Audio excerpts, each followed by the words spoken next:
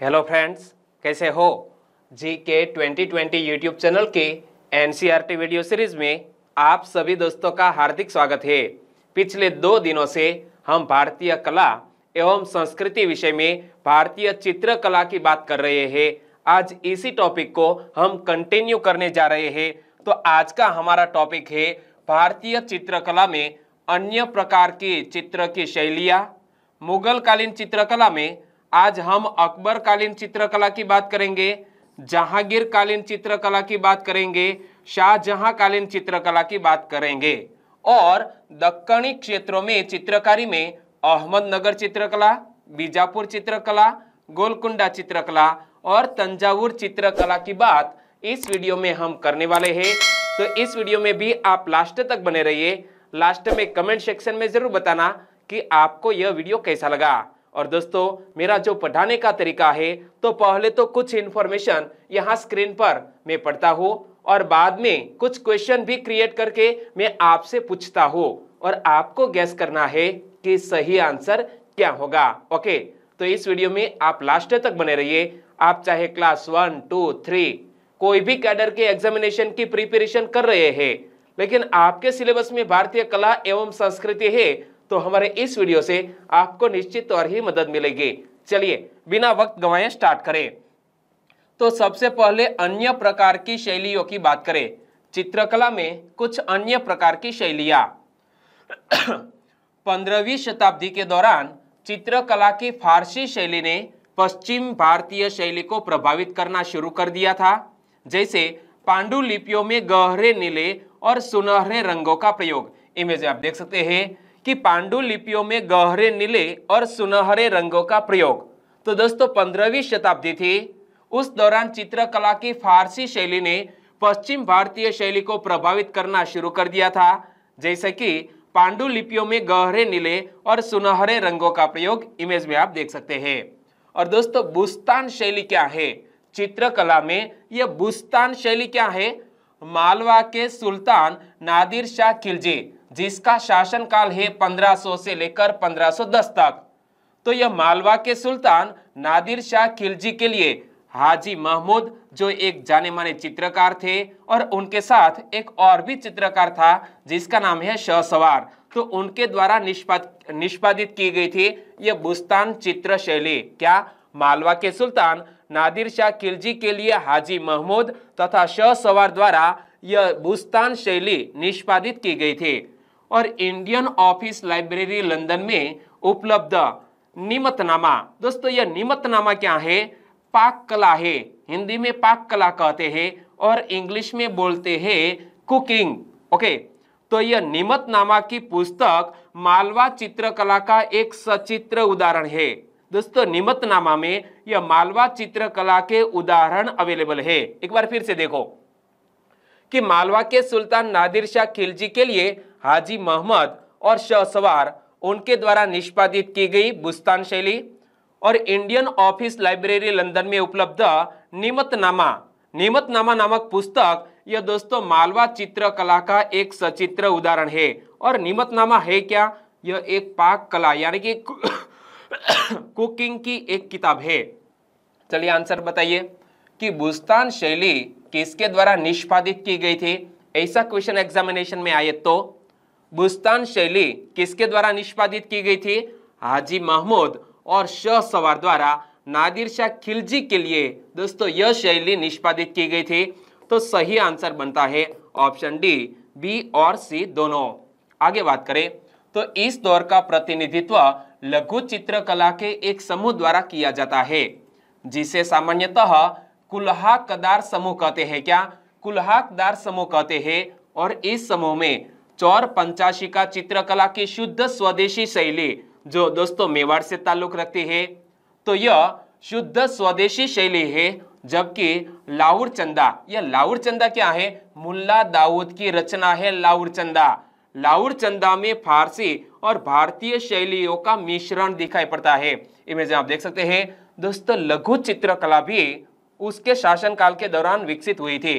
तो देखो इस दौर का प्रतिनिधित्व लघु चित्रकला के एक समूह द्वारा किया जाता है, जिसे सामान्यतः कुल्हाकदार समूह कहते हैं।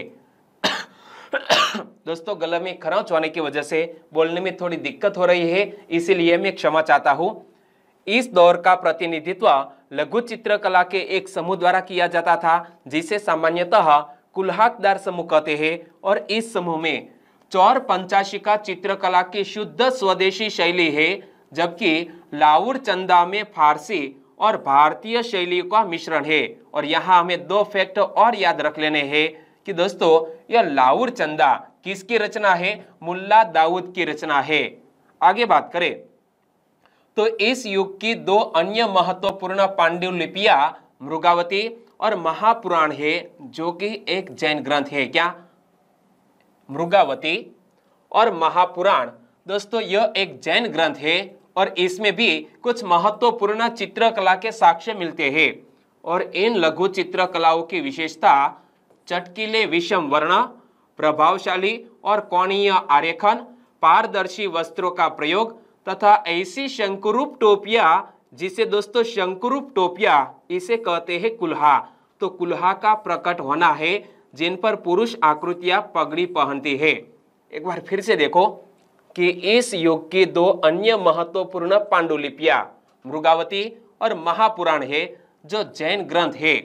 इन लघु चित्रकलाओं की विशेषता चटकीले विषम वर्ण, प्रभावशाली और कोणीय आरेखन, पारदर्शी वस्त्रों का प्रयोग तथा ऐसी शंकुरूप टोपियां यानी कि कुल्हा का प्रकट होना है, जिन पर पुरुष आकृतियां पगड़ी पहनती है।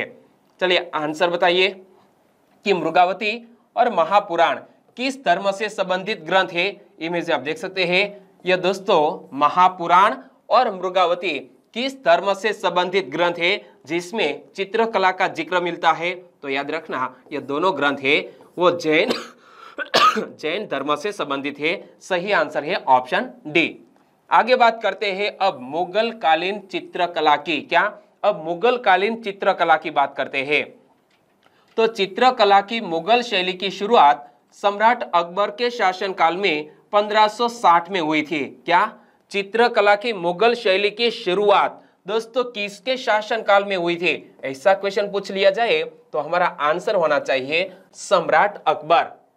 तो चित्रकला की मुगल शैली की शुरुआत सम्राट अकबर के शासनकाल में 1560 में हुई और मुगल शैली का विकास चित्रकला की स्वदेशी भारतीय शैली और फारसी चित्रकला की सफाविद शैली के उचित संश्लेषण से हुआ। क्या दोस्तों? यह मुगल शैली का विकास चित्रकला की स्वदेशी भारतीय शैली और फारसी चित्रकला की सफाविद शैली के उचित संश्लेषण से हुआ है और प्रकृति के घनिष्ठ अवलोकन और उत्तम तथा कोमल आरेखन पर आधारित सुनम्य प्रकृतिविद मुगल शैली की एक विशेषता है। दोस्तों यहां से एक और क्वेश्चन बन सकता है कि यह मुगल शैली की चित्रकला की प्रमुख विशेषता क्या है? तो प्रकृति के घनिष्ठ अवलोकन और उत्तम तथा कोमल आरेखन पर आधारित सुनम्य प्रकृतिवाद यह मुगल शैली की एक विशेषता है। आगे अकबर कालीन चित्रकला की बात करें। क्या? अकबर कालीन चित्रकला की बात करें तो इस शैली में प्रयुक्त रंग चमकदार है। क्या दोस्तों? यह अकबर कालीन चित्रकला में प्रयुक्त रंग चमकदार है। इमेज में आप देख सकते हैं और इसमें चेहरे के एक तरफ का हिस्सा ही चित्रित किया जाता था। क्या? यह अकबर कालीन चित्रकला में चेहरे का एक तरफ का हिस्सा ही चित्रित किया जाता था। मैं आपको दिखाऊं, ये रहा, चेहरे का एक तरफा हिस्सा ही चित्रित किया जाता था। और दोस्तों जिसमें आंखें मछली की तरह बनाई जाती थी और चित्र अलंकारिक न होकर व्यक्तियों या छवियों के तथा घटना प्रधान है। एक बार फिर से देखो अकबर कालीन चित्रकला की प्रमुख विशेषताएं क्या है? तो इस शैली में प्रयुक्त रंग चमकदार है, इसमें चेहरे के एक तरफ का हिस्सा ही चित्रित किया जाता था, जिसमें आंखें मछली की तरह बनाई जाती थी और चित्र अलंकारिक न होकर व्यक्तियों या छवियों के तथा घटना प्रधान है। चलिए आंसर बताइए कि चित्रकला की किस शैली में चेहरे के एक तरफ का हिस्सा ही चित्रित किया जाता था? ऐसा क्वेश्चन आए तो मैंने आपको बता दिया कि अकबर कालीन चित्रकला में दोस्तों चेहरे का एक तरफा हिस्सा ही चित्रित किया जाता था। सही आंसर है ऑप्शन ए। और अकबर कालीन प्रमुख चित्र कौन कौन से? तो याद रखो, इमेज आप देख सकते हैं, सम्राट अशोक के काल में दोस्तों जो भी फेमस चित्र बनाए गए उनकी पूरी लिस्ट यहाँ पर है। देखो, हमजानामा, अनवर सुहावली, गुलिस्ता ए दीवान, आमिर शाही की दीवान, रज़्मनामा यानी कि महाभारत का जो फारसी अनुवाद है इसका नाम है रज़्मनामा, दराबनामा और अकबरनामा। दोस्तों यह अकबरकालीन प्रमुख चित्र है और यहाँ लिखा है दराबनाम और अकबरनामा। एक बार फिर से देखो कि अकबरकालीन प्रमुख चित्र हमजानामा, अनवर सुहावली, गुलिस्ता ए दीवान, आमिर शाही की दीवान, रज़्मनामा जो महाभारत का फारसी अनुवाद है, दराबनाम और अकबरनामा। दोस्तों ये सारी किताबों में अकबरकालीन चित्र मिलते हैं। और अकबरकालीन प्रसिद्ध चित्रकार कौन है, यहां से क्वेश्चन निकल सकता है। कैसा क्वेश्चन? मान लीजिए कि मनोहर चित्रकार किसके समकालीन थे, ऐसा क्वेश्चन आए तो हमें आंसर देना होगा अकबर। तो अकबरकालीन प्रसिद्ध चित्रकार कौन कौन? दसवंत, मिस्किन, नन्हा, बसावन, मनोहर, दौलत, मंसूर, केसो, भीम गुजराती, धर्मदास, मधु, सूरदास, लाल, शंकर, गोवर्धन और इनायत, ये सारे चित्रकार अकबर के समकालीन थे। एक बार फिर से देख लीजिए कि अकबरकालीन प्रसिद्ध चित्रकार कौन कौन? दसवंत, मिस्किन, नन्हा, बसावन, मनोहर, दौलत, मंसूर, केसो, भीम गुजराती, धर्मदास, मधु, सूरदास, लाल, शंकर, गोवर्धन और इनायत। और दोस्तों आगे मैं आपको बताऊं तो बाबर के समकालीन प्रसिद्ध ईरानी चित्रकार का नाम क्या था? बेहजाद। क्या नाम था? बेहजाद। इमेज आप देख सकते हैं, बाबर के समकालीन प्रसिद्ध ईरानी चित्रकार का नाम था बेहजाद। और हुमायूं के दरबार में दो प्रसिद्ध ईरानी चित्रकार थे, एक का नाम था अब्दुस्मद और दूसरे का नाम था मीर सैयद अली। तो यहाँ दोस्तों बाबर के समकालीन प्रसिद्ध ईरानी चित्रकार बेहजाद और हुमायूं के दरबार में दो प्रसिद्ध ईरानी चित्रकार थे, एक का नाम अब्दुस्मद और दूसरे का नाम मीर सैयद अली। चलिए आंसर बताइए, निम्न में से कौन सा चित्र अकबरकालीन चित्रकला का प्रमुख चित्र है? तो मैंने दोस्तों अकबरकालीन चित्रकला की पूरी लिस्ट दिखाई है, तो बताइए इनमें से कौन सा चित्र अकबरकालीन चित्रकला का प्रमुख चित्र है? तो दोस्तों हमजानामा भी नाम आया था, अनवर सुहावली भी आया था, आमिर शाही की दीवान भी आए थे। तो हमारा आंसर बन जाता है उपर्युक्त सभी अकबरकालीन चित्रकला के प्रमुख चित्र। चलिए इस क्वेश्चन का आंसर बताइए। प्रसिद्ध ईरानी चित्रकार बेहजाद किसका समकालीन था? प्रसिद्ध ईरानी चित्रकार बेहजाद किसका समकालीन था? बेहजाद दोस्तों बाबर का समकालीन था। किसका? बाबर का समकालीन था। और दोस्तों मैंने आपको यहां बताया क्या, यह बेहजाद किसका समकालीन था? बाबर का समकालीन था। सही आंसर है ऑप्शन ए। आगे बात करते हैं जहांगीर कालीन चित्रकला की। तो जहांगीर के अधीन मुगल चित्रकला ने अधिकाधिक आकर्षण, परिष्कार एवं गरिमा प्राप्त की। क्या? जहांगीर के अधीन मुगल चित्रकला ने अधिकाधिक आकर्षण, परिष्कार एवं गरिमा प्राप्त की और चित्रकला में रूढ़ियों के स्थान पर वास्तविकता के दर्शन होते हैं। संभवतः ऐसा बढ़ते हुए यूरोपीय प्रभाव के कारण हुआ। क्या दोस्तों? चित्रकला में रूढ़ियों के स्थान पर वास्तविकता के दर्शन होते हैं और संभवतः ऐसा बढ़ते हुए यूरोपीय प्रभाव के कारण हुआ। हम बात कर रहे हैं दोस्तों जहांगीर कालीन चित्रकला की। तो इनसे रिलेटेड एक ऐसा क्वेश्चन भी पूछ लिया जा सकता है कि किसके शासनकाल में मुगल चित्रकला ने अधिकाधिक आकर्षण, परिष्कार एवं गरिमा प्राप्त की? तो हमारा आंसर होना चाहिए जहांगीर के शासनकाल में। क्या? जहांगीर के शासनकाल में। और इस काल में प्रकृति का अधिक सजीव और बारीक चित्रण किया गया है। किसके शासनकाल में? जहांगीर कालीन चित्रकला में प्रकृति का अधिक सजीव और बारीक चित्रण किया गया है, जैसा कि पशु, पक्षी, फूलों, वनस्पतियों का बेहद सुंदर चित्रांकन उसके दोस्तों शासनकाल के दौरान चित्रकला में किया गया है। और एक छोटे आकार के चित्र बनाने की परंपरा की शुरुआत भी दोस्तों जहांगीर के शासनकाल में शुरू हुई। किसके?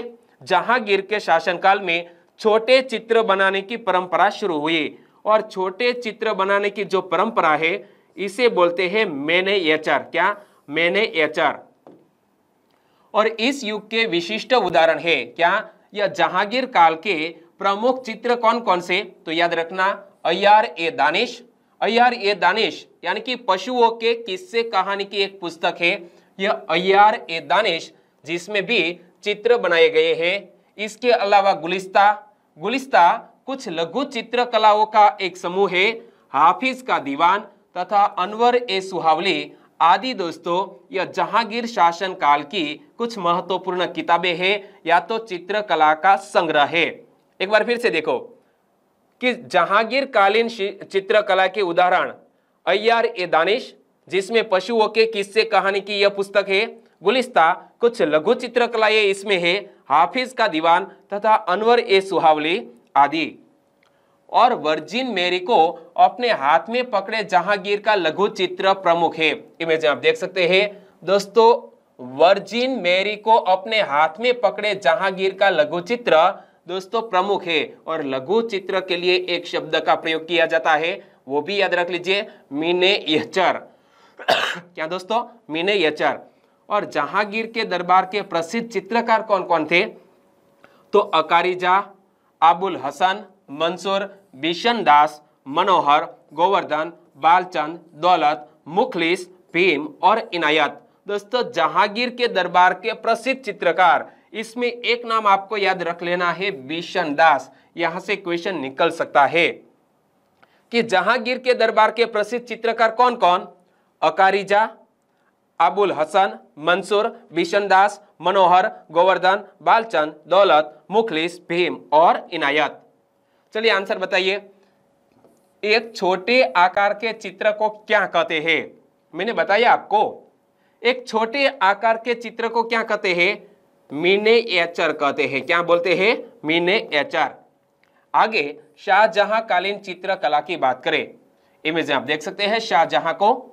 शाहजहां के अधीन मुगल चित्रकला ने अपने अच्छे स्तर को बनाए रखा तथा यह परिपक्व भी हुई। किसके शासनकाल में? शाहजहां कालीन चित्रकला में दोस्तों जो भी चित्रकला की विशेषताएं थे वो परिपक्व भी हुई। और इस काल के चित्रों के विषयों में यवन सुंदरिया, रंगमहल, विलासी जीवन और ईसाई धर्म शामिल हुए। एक बार फिर से देखो, हम शाहजहां कालीन चित्रकला की बात कर रहे हैं। तो शाहजहां के अधीन मुगल चित्रकला ने अपने अच्छे स्तर को बनाए रखा तथा यह परिपक्व भी हुई। और इस काल के चित्रों के विषयों में यवन सुंदरिया, रंगमहल, विलासी जीवन और ईसाई धर्म शामिल हुए। और इस काल में स्याह कलम चित्र बने, जिसे कागज पर फिटकिरी और सरेस आदि के मिश्रण से तैयार किया जाता था। क्या?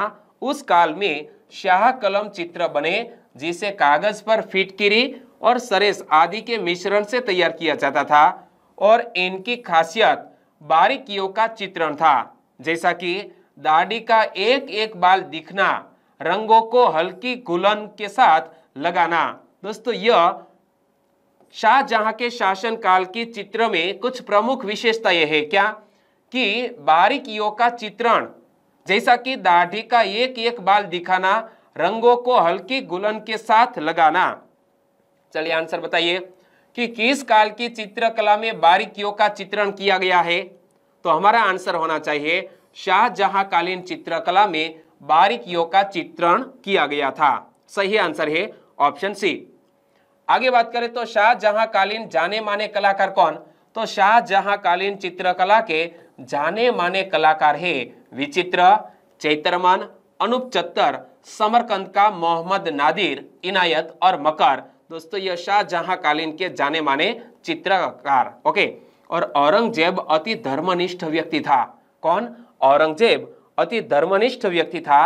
अतः इस दौर में मुगल चित्रकला में गिरावट आई और इसकी पूर्ववर्ती गुणवत्ता कहीं विलुप्त हो गई। और राज दरबार के अधिकतम चित्रकार प्रांतीय राज दरबारों में चले गए। किसके शासनकाल में? औरंगजेब के शासनकाल में जो भी दरबार के राज दरबार के चित्रकार थे वो प्रांतीय राज दरबारों में चले गए।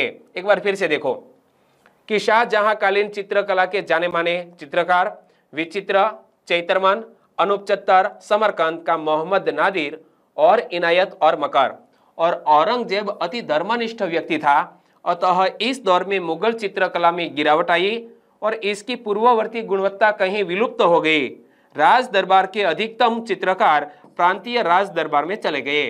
चलिए आंसर बताइए कि इसके शासनकाल में राज दरबार के अधिकतम चित्रकार प्रांतीय राज दरबार में चले गए थे, तो औरंगजेब के शासनकाल में। सही आंसर है ऑप्शन डी। आगे दक्कनी क्षेत्रों में जो चित्रकारी विकसित हुई थी उनकी बात करें तो दक्कन में चित्रकला के प्रारंभिक केंद्र अहमदनगर, बीजापुर और गोलकुंडा में थे। क्या दोस्तों, दक्कन में चित्रकला के प्रारंभिक केंद्र अहमदनगर, बीजापुर और गोलकुंडा में थे। प्रारंभिक यहाँ चित्रकला का विकास मुगल शैली से स्वतंत्र रूप में हुआ, किंतु बाद में 17वीं और 18वीं सदी में इस पर मुगल शैली का अधिकाधिक प्रभाव पड़ा। कब? 17वीं और 18वीं सदी के आसपास। चलिए आंसर बताइए, निम्न में से कौन एक दक्कन में चित्रकला का प्रारंभिक केंद्र था? दोस्तों, अहमदनगर भी था, बीजापुर भी था, गोलकुंडा भी था। तो उपर्युक्त सभी यह दक्कन में चित्रकला के प्रारंभिक केंद्र थे, उपर्युक्त सभी। ओके, तो हम सबसे पहले बात करते हैं अहमदनगर की। अहमदनगर चित्रकला के प्रारंभिक उदाहरण में तारिफ-ए-हुसैन शाही का नाम लिया जाता है, जो इंडो इस्लामिक चित्रकारी का सुंदर उदाहरण है। क्या? यह तारिफ-ए-हुसैन शाही यह इंडो इस्लामिक चित्रकारी का एक सुंदरतम उदाहरण है। अन्य उदाहरणों में हिंडोला राग, निजाम शाह द्वितीय के प्रतिरूप तथा 1605 का मलिक अंबर का चित्र महत्वपूर्ण है, जो राष्ट्रीय संग्रहालय दिल्ली में है। एक बार फिर से देखो, हम बात कर रहे हैं अहमदनगर चित्रकला की। तो अहमदनगर चित्रकला के प्रारंभिक उदाहरण में तारिफ-ए-हुसैन शाही का नाम लिया जाता है, जो इंडो इस्लामिक चित्रकारी का सुंदर उदाहरण है। अन्य उदाहरणों में हिंडोला राग, निजाम शाह द्वितीय के प्रतिरूप तथा 1605 का मलिक अंबर का चित्र महत्वपूर्ण है, जो राष्ट्रीय संग्रहालय दिल्ली में स्थित है। चलिए आंसर बताइए कि तारिफ-ए-हुसैन शाही निम्न में से किस प्रकार की चित्रकारी का एक सुंदरतम उदाहरण है? तो तारिफ-ए-हुसैन शाही, इमेज में आप देख सकते हैं, यह इंडो इस्लामिक चित्रकारी का एक सुंदरतम उदाहरण है। सही आंसर है ऑप्शन ए। आगे बीजापुर चित्रकला की बात करें तो बीजापुर में अली आदिल शाह और इब्राहिम द्वितीय ने चित्रकला को संरक्षण प्रदान किया। किसने? अली आदिल शाह और इब्राहिम द्वितीय ने चित्रकला को संरक्षण प्रदान किया। कि कहां पर? बीजापुर में। और अली आदिल शाह का शासनकाल है 1558 से लेकर 80 तक। इब्राहिम द्वितीय का शासनकाल है बीजापुर में 1580 से लेकर 1627 तक। तो दोस्तों, यह दोनों शासकों ने बीजापुर चित्रकला में अहम योगदान दिया। और नजुम अल उलूम, यह क्या है? विज्ञान के सितारे नामक एक विश्वकोश है। तो नजुम अल उलूम नामक विश्वकोश को अली आदिल शाह प्रथम के शासनकाल में सचित्र किया गया था। यहां से दोस्तों क्वेश्चन निकल सकता है कि नजुम अल उलूम क्या है? दोस्तों, विज्ञान के सितारे नामक एक विश्वकोश है और अली आदिल शाह प्रथम के शासनकाल में इसे सचित्र किया गया। चलिए, ऐसा ही क्वेश्चन आपके स्क्रीन पर कि नजुम अल उलूम क्या है? दोस्तों, यह एक सचित्र विश्वकोश है। सही आंसर है ऑप्शन ए। और लघु चित्र यानी कि मिनिएचर किसे बोलते हैं वो आपको याद हो गया। चलिए आगे बात करें तो इब्राहिम द्वितीय एक संगीतकार थे और इसी विषय पर नवरसनामा नामक एक पुस्तक भी लिखी। उनके कुछ प्रतिरूप अनेक संग्रहालयों में मौजूद है। क्या? इब्राहिम द्वितीय एक संगीतकार भी थे और इसी विषय पर नवरसनामा नामक एक पुस्तक भी लिखी और उनके कुछ प्रतिरूप अनेक संग्रहालयों में मौजूद है। और आगे गोलकुंडा चित्रकला की बात करें तो मोहम्मद कुली कुतुब शाह, जिसका शासनकाल है 1580 से लेकर 1611 तक का। तो मोहम्मद कुली कुतुब शाह के समय चित्रांकन 5 आकर्षक चित्रकलाओं का एक समूह गोलकुंडा के लघु चित्रों में विशिष्ट है। क्या? मोहम्मद कुली कुतुब शाह के समय चित्रांकन 5 आकर्षक चित्रकलाओं का एक समूह गोलकुंडा के लघु चित्रों में विशिष्ट है। और गोलकुंडा चित्रकला के अन्य उत्कृष्ट उदाहरण देखें तो मैना पक्षी के साथ एक महिला, जो दोस्तों 1605 में बनवाया गया था, सूफी कवि की सचित्र पांडुलिपि और 2 प्रकृतियां जो मोहम्मद अली द्वारा बनाई गई है। तो यह गोलकुंडा चित्रकला के कुछ उत्कृष्ट उदाहरण। एक बार फिर से देखो कि मैना पक्षी के साथ महिला, सूफी कवि की सचित्र पांडुलिपि और 2 प्रतिकृतियां मोहम्मद अली की। आगे तंजावुर चित्रकला की बात करें तो 18वीं सदी के अंत में सुदृढ़ आरेखन, छायाकरण की तकनीकों में अभिवृद्धि तथा चटकीले वर्णों का प्रयोग जैसी चित्रकला की विशेषताओं ने तंजावुर चित्रकला में उन्नति की। क्या दोस्तों, यह 18वीं सदी के अंत में सुदृढ़ आरेखन, छायाकरण की तकनीकों में अभिवृद्धि तथा चटकीले वर्णों का प्रयोग जैसी चित्रकला की विशेषताओं ने यह तंजावुर चित्रकला में उन्नति की। इमेज में आप देख सकते हैं। और सचित्र काष्ठ फलक जिस पर राम के राज्याभिषेक को दर्शाया गया है, तंजावुर चित्रकला की सजावटी और आलंकारिक शैली का उत्तम उदाहरण है। यह सचित्र काष्ठ फलक, इमेज आप देख सकते हैं, याद रखना, सचित्र काष्ठ फलक जिस पर राम के राज्याभिषेक को दर्शाया गया है, यह तंजावुर चित्रकला की सजावटी और आलंकारिक शैली का उत्तम उदाहरण है। और यहाँ लघु चित्रकला में जो शंकु रूप मुकुट दिखाई देता है वह तंजौर चित्रकला की प्रतीकात्मक विशेषता है। क्या, यह शंकु रूप मुकुट यह तंजौर चित्रकला की एक प्रतीकात्मक विशेषता है। चलिए आंसर बताइए कि तंजौर चित्रकला की प्रतीकात्मक विशेषता क्या है। तो मैंने आपको बताया कि लघु चित्रकला में जो शंकु रूप मुकुट होता है यह तंजौर चित्रकला की एक प्रतीकात्मक विशेषता है। सही आंसर है ऑप्शन सी। इमेज में आप देख सकते हैं। और यहाँ वीडियो को खत्म करते हैं। इसी पार्ट को कल हम कंटिन्यू करेंगे। और आपको ये वीडियो कैसा लगा, अच्छा लगा, हेल्पफुल लगा तो इस वीडियो को लाइक करें और आपके दोस्तों को फेसबुक, व्हाट्सएप या टेलीग्राम के जरिए इस वीडियो की लिंक शेयर करना मत भूलिएगा। बस छोटी सी उम्मीद के साथ वीडियो खत्म करते हैं। फिर मिलेंगे इसी पार्ट को कंटिन्यू करते हुए कल। Okay, good bye.